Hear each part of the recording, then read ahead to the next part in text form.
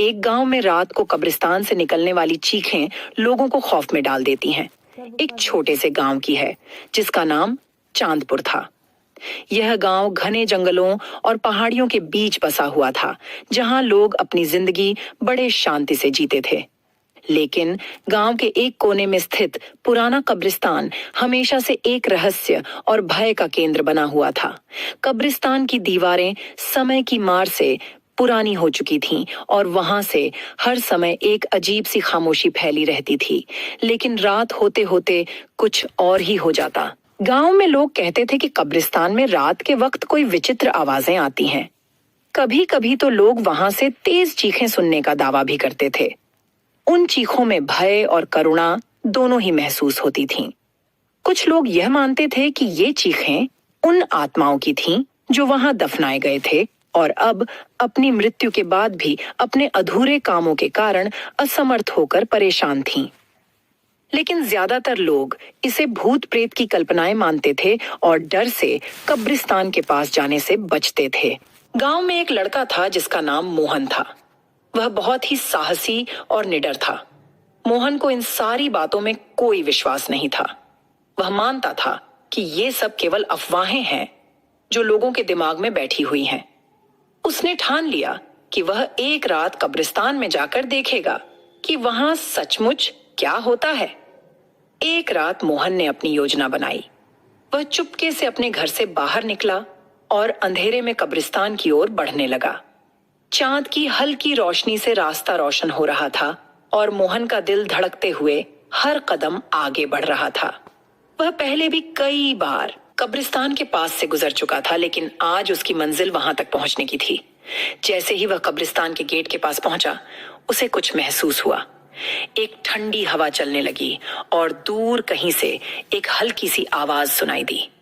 मोहन ने ध्यान से सुनी और वह आवाज एक चीख जैसी थी।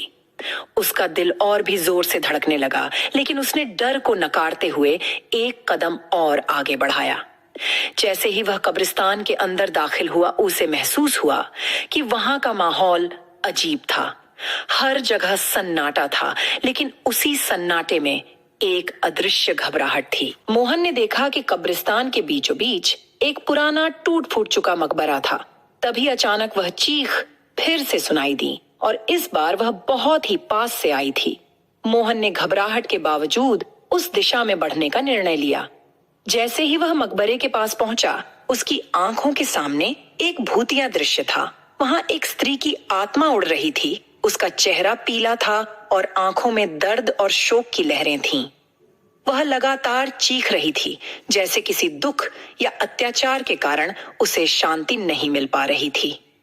मोहन की हालत खौफ से खराब हो गई, लेकिन उसने खुद को संभालते हुए उस आत्मा से पूछा, तुम कौन हो और यहाँ क्यों चीख रही हो?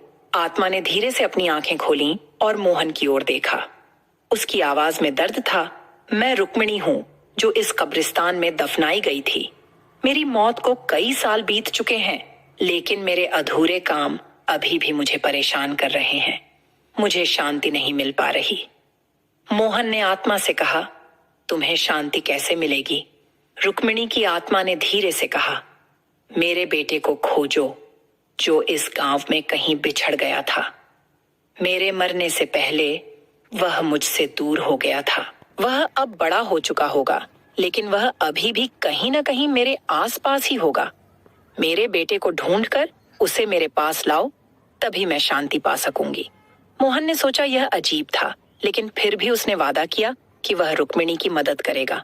आत्मा ने उसे धन्यवाद कहा और धीरे धीरे गायब हो गई। मोहन ने अगले दिन से रुक्मिणी के बेटे की खोज शुरू कर दी। कई दिनों की मेहनत के बाद मोहन ने रुक्मिणी के बेटे को गांव के एक कोने में पाया। वह अब बड़ा हो चुका था, लेकिन वह भी अपनी मां के खोने का शोक मना रहा था। मोहन ने उसे रुक्मिणी के बारे में बताया और उसे कब्रिस्तान ले गया। जैसे ही वह बेटा मां की कब्र पर पहुंचा, उसकी आंखों में आंसू थे और वह घुट घुट कर रोने लगा। रुक्मिणी की आत्मा ने अपने बेटे को देखा और उसे अपनी गोदी में उठाया। धीरे धीरे उसकी आत्मा शांत हो गई और वह एक हल्की सी मुस्कान के साथ अपनी अंतिम शांति की ओर बढ़ी। तभी अचानक पूरे कब्रिस्तान में एक अजीब सी शांति छा गई।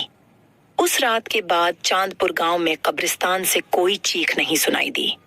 लोग कहते हैं कि मोहन ने उस आत्मा को शांति दी और अब वह कब्रिस्तान एक सामान्य स्थान बन गया।